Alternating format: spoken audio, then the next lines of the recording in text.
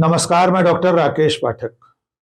क्या आप ये सोच भी सकते हैं कि कोई व्यक्ति शहीद आजम सरदार भगत सिंह को आराम तलब कह सकता है? क्या आप ये कल्पना कर सकते हैं कि सरदार भगत सिंह को दोहरे चरित्र का व्यक्ति कहा जा रहा है? क्या आप ये सोच सकते हैं कि सरदार भगत सिंह को बहरूपिया कहा जा रहा है? और तो और क्या आप इस बात की कल्पना भी कर सकते हैं कि कोई व्यक्ति भरी सभा में शहीद आजम सरदार भगत सिंह के अनशन पर सवाल उठाए और ये आरोप लगाए कि भगत सिंह अपने अनशन के समय कुछ खाना पीना कर लेते थे, इसलिए उनका वजन बढ़ जाता था। जी हां दोस्तों, इस तरह के बेहद आपत्तिजनक आरोप शहीद आजम सरदार भगत सिंह पर लगाए गए हैं और ये सारे आरोप उस शहर में लगे हैं जो शहर सरदार भगत सिंह की अपनी कर्मस्थली रहा है। उत्तर प्रदेश के कानपुर शहर में एक साहित्यिक आयोजन में इस तरह के तमाम आक्षेप शहीद आजम भगत सिंह के चरित्र पर लगाए गए हैं। दरअसल कानपुर में एक आयोजन होता है, कानपुर लिटरेचर फेस्टिवल। वहां एक सत्र में तथाकथित इतिहासकार डॉक्टर अपर्णा वैदिक और सत्र का संचालन कर रहे ईशान शर्मा नाम के आदमी ने सरदार भगत सिंह की चरित्र हत्या करने वाली बातें की है। डॉक्टर अपर्णा वैदिक ने किताब लिखी है, रिवॉल्यूशनरी ऑन ट्रायल। आजादी की लड़ाई में क्रांतिकारियों पर जो मुकदमे चले थे, उन मुकदमों का इस किताब में उल्लेख है। अपनी किताब का प्रमोशन करने के फेर में अपर्णा वैदिक ने ईशान शर्मा के साथ मिलकर सरदार भगत सिंह के चरित्र पर तमाम कीचड़ उछालने की कोशिश की है। इसकी शुरुआत की ईशान शर्मा ने, जो मॉडरेटर की भूमिका में थे। ईशान शर्मा ने कहा कि सरदार भगत सिंह दोहरे चरित्र वाले व्यक्ति थे, उन्हें बहरूपिया तक कहा और इसके बाद सरदार भगत सिंह पर आरोप लगाने की कमान डॉक्टर अपर्णा वैदिक ने संभाल ली। अपर्णा वैदिक अशोका यूनिवर्सिटी में इतिहास की प्रोफेसर हैं। उन्होंने अपनी बातचीत में ईशान शर्मा के साथ सवाल जवाब के दौर में कहा कि सरदार भगत सिंह आराम तलब व्यक्ति थे, वे अच्छे कपड़े पहनते थे, चार्ली चैपलिन की फिल्में देखने जाते थे। सरदार भगत सिंह अपने खाने की जुगाड़ के लिए होटलों के मैनेजरों के साथ सेटिंग करते थे। अपर्णा वैदिक यही नहीं रुकी। इसके बाद उन्होंने जो कुछ कहा वो बेहद आपत्तिजनक है। अपर्णा वैदिक ने कहा कि सरदार भगत सिंह जब अनशन करते थे तब उनका वजन बढ़ जाता था। ऐसी चर्चा थी कि सरदार भगत सिंह अनशन के वक्त लोगों को धोखे में रखकर अंग्रेज सरकार को धोखा देकर चुपचाप चोरी छुपे कुछ खाना पीना कर लेते थे। अपर्णा वैदिक और ईशान शर्मा के इस तरह के आरोपों पर कार्यक्रम में बवाल मच गया। कानपुर के एक पत्रकार विजय चावला ने इस पर गंभीर आपत्ति की। उसके बाद आयोजकों में से आयोजन समिति के प्रमुख अतुल तिवारी ने इसके लिए माफी मांगी, लेकिन बात इस तरह खत्म नहीं हो जाती। जो आरोप सरदार भगत सिंह पर लगाए गए हैं वे बेहद आपत्तिजनक हैं, पूरी तरह से निराधार हैं, बेजा हैं। आइए अपर्णा वैदिक और ईशान शर्मा के कहे की तथ्यों के आधार पर पड़ताल करते हैं। सबसे पहली बात तो यह है कि सरदार भगत सिंह का पूरा जीवन दस्तावेजों में दर्ज है। सरदार भगत सिंह को लेकर इतनी किताबें लिखी गई हैं, इतने दस्तावेजी प्रमाण हैं, अंग्रेज सरकार के जेल के कागज और उनकी लिखी गई चिट्ठियां इस बात का सबूत है कि सरदार भगत सिंह आराम तलब व्यक्ति नहीं थे। उनका पूरा जीवन, एक एक दिन, एक एक पल देश की आजादी की लड़ाई को समर्पित था। सरदार भगत सिंह को लेकर जो सबसे पहली किताब सामने आई थी उसका नाम है अमर शहीद सरदार भगत सिंह। इस किताब को लिखने वाले सज्जन का नाम है जितेंद्र नाथ सान्याल। जितेंद्र नाथ सान्याल खुद भगत सिंह के जेल जीवन के साथी थे और इस किताब को सबसे पहले छापा था रामरिख सहगल ने। रामरिख सहगल वही व्यक्ति हैं जो चांद नाम की पत्रिका निकालते थे। चांद का फांसी अंक बहुत चर्चित रहा था। आपको याद होगा कि इस चांद के फांसी अंक को अंग्रेजों ने जब्त कर लिया था। चांद के इस फांसी अंक में भी सरदार भगत सिंह का लिखा हुआ आलेख शामिल था। सरदार भगत सिंह पर तमाम किताबें लिखी गई हैं। राजशेखर व्यास की किताब है। इसके अलावा जो सबसे महत्वपूर्ण दस्तावेजी पुस्तक मानी जाती है वो है प्रोफेसर चमन लाल की किताब भगत सिंह के संपूर्ण दस्तावेज। इस किताब में भगत सिंह के बारे में जितनी प्रामाणिक जानकारी है उतनी शायद ही और किसी किताब में हो।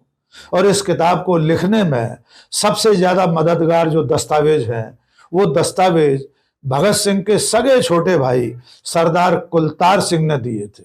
सरदार कुलतार सिंह की बेटी वीरेंद्र संधू ने सरदार भगत सिंह के दस्तावेजों, उनकी चिट्ठी पत्रियों का संकलन रखा हुआ था। उन तमाम दस्तावेजों के आधार पर लिखी गई ये किताब भगत सिंह के संपूर्ण दस्तावेज इस बात का प्रमाण है कि सरदार भगत सिंह अपनी पूरी जिंदगी में एक दिन भी आराम से नहीं बैठे थे। बाकी के जो आरोप हैं वे भी पूरी तरह से निराधार हैं। सरदार भगत सिंह सिर्फ 16 साल की उम्र में अपना घर छोड़कर कानपुर आ गए थे। कानपुर में वे एक भट्टाचार्य नाम के सज्जन से मिले और उनके जरिए गणेश शंकर विद्यार्थी तक पहुंचे। उसके बाद भगत सिंह ने गणेश शंकर विद्यार्थी के अखबार प्रताप में काम करना शुरू कर दिया। भगत सिंह उस वक्त बलवंत सिंह नाम के छद्म नाम से पत्रकारिता करते थे। 16 साल में घर छोड़ने वाले भगत सिंह ने 17 साल की उम्र में पहला आलेख अखबार में लिख दिया था। उसके बाद वे लगातार सक्रिय रहे और थोड़े दिनों बाद वे क्रांति की राह पर चल पड़े। जब वे सिर्फ किशोरावस्था में थे तब गदर पार्टी के क्रांतिकारी करतार सिंह सराभा को फांसी की सजा मिली थी। 19 साल की उम्र में फांसी पाने वाले करतार सिंह सराभा भगत सिंह के आदर्श थे। उनकी प्रेरणा से क्रांति की राह पर चलते चलते भगत सिंह ने अपना पूरा जीवन देश की आजादी के लिए समर्पित कर दिया। सरदार भगत सिंह ने 1928 में पंजाब में नौजवान भारत सभा गठित की और उसके बाद चंद्रशेखर आजाद वगैरह के साथ मिलकर कानपुर में हिंदुस्तान सोशलिस्ट रिपब्लिकन एसोसिएशन की स्थापना की। इसी की शाखा थी हिंदुस्तान सोशलिस्ट रिपब्लिकन आर्मी, जिसके कमांडर इन चीफ बने थे चंद्रशेखर आजाद। यानी सरदार भगत सिंह अपनी किशोरावस्था से लेकर जवान होते होते इतना काम कर चुके थे कि वे अंग्रेज सरकार की आंखों में खटकने लगे थे। उसके बाद की जो बड़ी घटना है वो सब दुनिया जानती है, सारी दुनिया जानती है। सरदार भगत सिंह और उनके साथियों ने सबसे पहले पंजाब में एक बम विस्फोट किया, जिसके बाद वे 1927 में गिरफ्तार हुए। रिहा होने के बाद उन्होंने सैंडर्स की हत्या कर दी। 17 दिसंबर 1928 को सरदार भगत सिंह ने अपने साथियों के साथ मिलकर लाहौर में अंग्रेज अधिकारी सैंडर्स की हत्या कर दी। उसके बाद वे फिर फरार हो गए। सैंडर्स की हत्या के बाद जो दूसरी सबसे बड़ी घटना सरदार भगत सिंह ने अंजाम दी वो थी 29 अप्रैल 1929 को सेंट्रल असेंबली में बम फेंकने की। उसके बाद सरदार भगत सिंह अपने साथियों के साथ गिरफ्तार हो गए। उन्होंने खुद अपनी गिरफ्तारी दी। सरदार भगत सिंह और उनके साथियों को पहले दिल्ली में और बाद में लाहौर की मियांवाली जेल में कैद रखा गया। उनके ऊपर मुकदमा चला और ब्रिटिश सरकार ने सजाए मौत दी। 23 मार्च 1931 को फांसी के तख्ते पर चढ़ने तक सरदार भगत सिंह एक भी दिन चैन से नहीं बैठे। सिर्फ 7-7.5 साल के क्रांतिकारी जीवन में सरदार भगत सिंह को एक भी दिन ऐसा नहीं मिला जब वे आराम तलबी निभा सकते थे, जब वे कहीं एक दिन रुककर आराम कर सकते थे। अंग्रेजों की पुलिस उन्हें लगातार ढूंढती रहती थी। वे लगातार एक स्थान से दूसरे स्थान तक आते जाते रहते थे। ईशान शर्मा ने भगत सिंह को दोहरे चरित्र वाला और बहरूपिया कहा था। नंबर 1, सरदार भगत सिंह दोहरे चरित्र के व्यक्ति नहीं थे। वे जो कहते थे, वे जो लिखते थे, उसे अपनी जिंदगी में उतार कर रख देते थे। उनकी कथनी करनी में पूरे जीवन काल में 1 इंच का भी फर्क कोई दावे के साथ साबित नहीं कर सकता। दूसरी बात, ईशान शर्मा ने उन्हें बहरूपिया कहा। शहीद आजम सरदार भगत सिंह बहरूपिये नहीं थे। क्रांतिकारियों का रूप बदलना, उनका भेष बदलना बहरूपिया होना नहीं कहलाता। सैंडर्स की हत्या के बाद भी सरदार भगत सिंह शचीन्द्रनाथ, दुर्गा भाभी और राजगुरु के साथ भेष बदलकर ही फरार हुए थे। उस वक्त वे एक अफसर का भेष बनाए हुए थे, हैट लगाए हुए थे, लेकिन क्रांतिकारियों का भेष बदलना, अलग अलग रूप में भूमिगत रहना बहरूपिया होना नहीं होता। ईशान शर्मा, अपर्णा वैदिक का यह जो आरोप है कि सरदार भगत सिंह अच्छे कपड़े पहनते थे, यह बेहद बेहुदा आरोप है। सरदार भगत सिंह पढ़े लिखे व्यक्ति थे और उस वक्त के तमाम क्रांतिकारी कायदे से रहते थे, साफ सुथरे कपड़े पहनते थे और जब जैसी जरूरत होती थी ब्रिटिश पुलिस को धोखा देने के लिए कभी वे अफसरी वेश भी रखते थे, कभी वे ग्रामीण वेश रखते थे। चंद्रशेखर आजाद तो पंडिताई के वेश में, पंडित के वेश में भी रहते थे। वे एक मंदिर पर पुजारी के रूप में भी रहते थे। इसलिए अच्छे कपड़े पहनना, साफ सुथरे कपड़े पहनना किसी तरह का कोई अपराध नहीं था। दूसरी बात अपर्णा वैदिक ने कही है कि सरदार भगत सिंह खाना खाने के लिए होटल के मैनेजरों से सेटिंग करते थे। यह इतना घटिया आरोप है, इसका जवाब देना भी जरूरी नहीं है। शहीद आजम भगत सिंह ऐसे व्यक्ति नहीं थे कि उन्हें खाना खाने के लिए होटल के मैनेजरों के साथ सेटिंग करना पड़े। लेकिन अब आते हैं सबसे गंभीर आरोप पर। अपर्णा वैदिक का कहना है कि सरदार भगत सिंह जब अनशन करते थे तब उनका वजन बढ़ जाता था।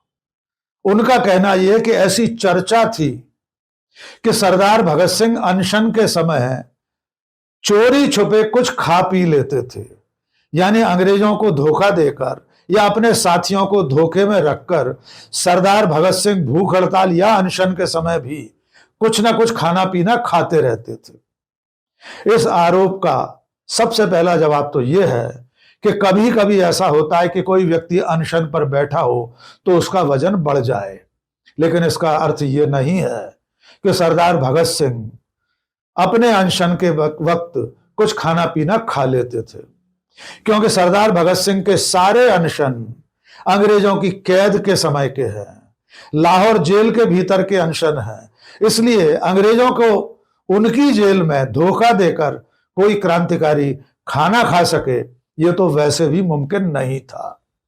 दूसरी बात, उनके सारे साथी उनके साथ ही आसपास रहते थे। कोई ऐसा पल नहीं होता था कि सरदार भगत सिंह अनशन के वक्त चुपचाप खाना पीना कर सकें। यह इतना बेहुदा आरोप है कि इसे सिरे से खारिज करने की जरूरत है।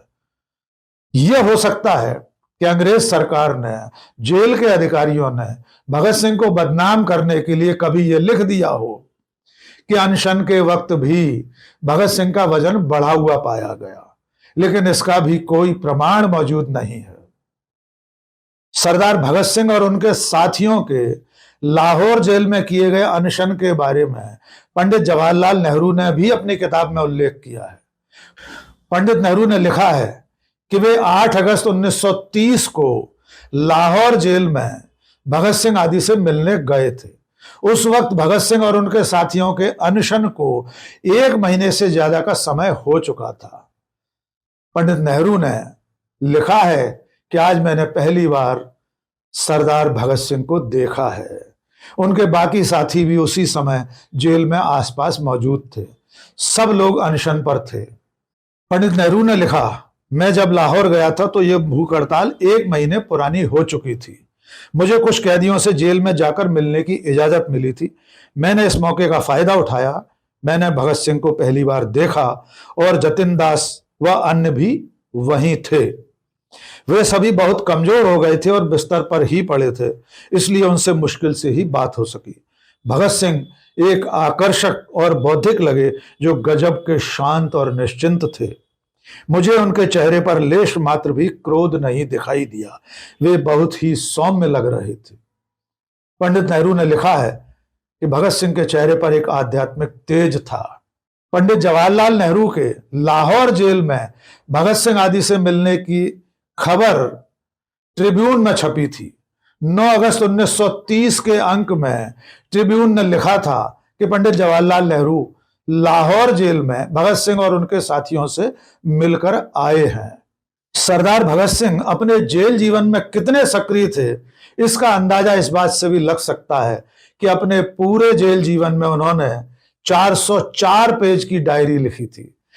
इस डायरी में सरदार भगत सिंह ने 100 से ज्यादा महान लोगों के बारे में लिखा था, जिनमें तमाम क्रांतिकारी थे, दार्शनिक थे, विचारक थे, नेता थे। इसके अलावा इसी जेल जीवन में फांसी पर चढ़ने से पहले सरदार भगत सिंह ने आयरलैंड के क्रांतिकारी डॉन ब्रीन की आत्मकथा का अनुवाद किया था। प्रोफेसर चमन लाल की इस किताब में डॉन ब्रीन की आत्मकथा का यह अनुवाद भी प्रकाशित हुआ है। भूख हड़ताल और अनशन में सरदार भगत सिंह का वजन कम हो जाता था, इसका एक प्रमाण उनके खुद के हाथों से लिखी गई एक चिट्ठी है। सरदार भगत सिंह ने जून 1929 में अनशन शुरू किया था, भूख हड़ताल शुरू की थी लाहौर जेल में। तब उन्होंने आईजी जेल पंजाब को एक चिट्ठी लिखी थी, एक नोटिस दिया था। उस चिट्ठी में सरदार भगत सिंह क्या लिखते हैं उनके शब्दों में ही सुन लीजिए। भगत सिंह लिखते हैं, असेंबली बम कांड दिल्ली के संबंध में मुझे आजीवन कैद की सजा दी गई है, इसलिए स्पष्ट है कि मैं राजनीतिक बंदी हूं। दिल्ली जेल में मुझे विशेष भोजन मिलता था, लेकिन यहां पहुंचने पर मेरे साथ सामान्य अपराधियों जैसा सलूक किया जा रहा है। इसलिए मैं 15 जून 1929 की सुबह से भूख हड़ताल पर हूं। इन 2-3 दिनों में मेरा वजन दिल्ली की जेल की अपेक्षा 6 पाउंड कम हो गया है। मैं आपका ध्यान इस ओर आकर्षित करना चाहता हूं कि मुझे हर हाल में राजनीतिक बंदी का विशेष दर्जा मिलना चाहिए। मेरी मांगे हैं अच्छा भोजन, प्रत्येक तरह का साहित्य, इतिहास, अर्थशास्त्र, राजनीति विज्ञान, कविता, नाटक, उपन्यास और समाचार पत्र मुझे मुहैया कराए जाएं। मुझे उम्मीद है कि आप उदारता पूर्वक मेरे कथन पर विचार करेंगे और अपना फैसला करेंगे। भगत सिंह, आजीवन बंदी नंबर 117, मियांवाली जेल। यानी भगत सिंह ने जिस वक्त लाहौर जेल में अनशन किया था, तब उनका वजन 6 पाउंड कम हो गया था। और अपर्णा वैदिक तोहमत लगा रही हैं कि भगत सिंह का वजन अनशन के वक्त बढ़ जाता था और वे चोरी छुपे कुछ खा पी लेते थे।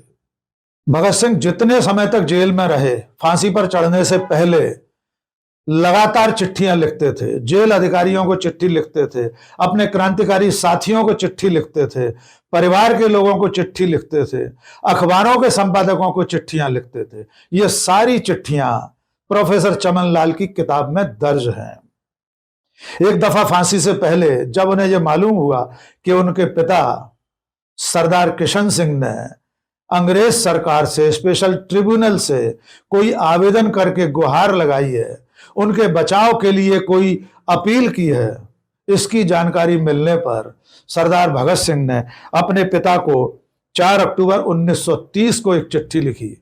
उसमें उन्होंने लिखा कि मैं शर्मिंदा हूं कि आप मेरे पिता हैं। मैं इतना दुखी हूं, इतना व्यथित हूं कि कहीं मैं आपको कठोर शब्द लिखते लिखते संस्कारों की सीमा न तोड़ दूं। उन्होंने लिखा है कि मेरे लिए अंग्रेज सरकार से अपील करके आपने मुझे शर्मिंदा कर दिया। ये लंबी चिट्ठी है जो इस किताब में दर्ज है। इसके अलावा फांसी से पहले, ठीक कुछ दिन पहले, 20 मार्च 1931 को सरदार भगत सिंह पंजाब के गवर्नर को चिट्ठी लिखते हैं और कहते हैं कि हमें युद्धबंदी माना जाए, हमें फांसी के बजाय गोली से उड़ा दिया जाए। सरदार भगत सिंह और उनके दोनों साथियों ने, सुखदेव और राजगुरु, तीनों ने इस चिट्ठी में दस्तखत किए हैं और ब्रिटिश हुकूमत से मांग की है कि उन्हें युद्धबंदी समझकर गोली से उड़ा दिया जाए।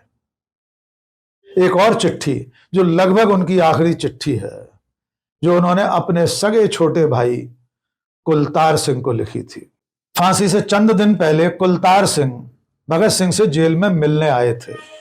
उसके बाद सरदार भगत सिंह ने चिट्ठी लिखी 3 मार्च 1931 को। वे लिखते हैं, अजीज कुलतार, आज तुम्हारी आंखों में आंसू देखकर बहुत दुख हुआ। आज तुम्हारी बातों में बहुत दर्द था। तुम्हारे आंसू मुझसे सहन नहीं होते।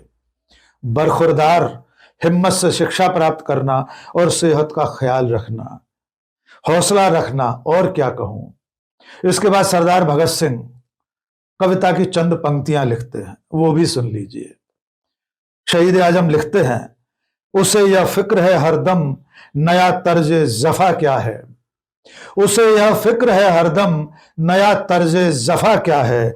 हमें यह शौक है देखें सितम की इंतहा क्या है। दहर से क्यों खफा रहें, चरख का क्यों गिला रखें। दहर से क्यों खफा रहें, चरख का क्यों गिला करें। सारा जहां अदू सही, आओ मुकाबला करें। कोई दम का मेहमा हूं ए अहले महफिल, चरागे शहर हूं बुझा चाहता हूं। हवा में रहेगी मेरे ख्याल की बिजली। आखिर में वे लिखते हैं, हवा में रहेगी मेरे ख्याल की बिजली। ये मुश्क खाक है फानी, रहे रहे न रहे। अच्छा रुखसत, खुश रहो अहले वतन, हम तो सफर करते हैं, हिम्मत से रहना, नमस्ते।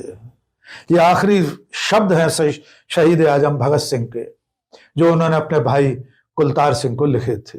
ऐसे अमर शहीद शहीद आजम सरदार भगत सिंह, जिनकी जिंदगी का हर पल, हर लम्हा, हर दिन देश पर कुर्बान हो गया, जिन्होंने हंसते हंसते फांसी के फंदे को चूम लिया, उन सरदार भगत सिंह को आज की तारीख में, इस एहसान फरामोश वक्त में, कोई कमजर्फ, कोई बदतमीज, कोई बदसलूक इंसान आराम तलब कह रहा है। कोई नामाकूल तथाकथित इतिहासकार सरदार भगत सिंह के अनशन पर संदेह के बादल उठा रही है।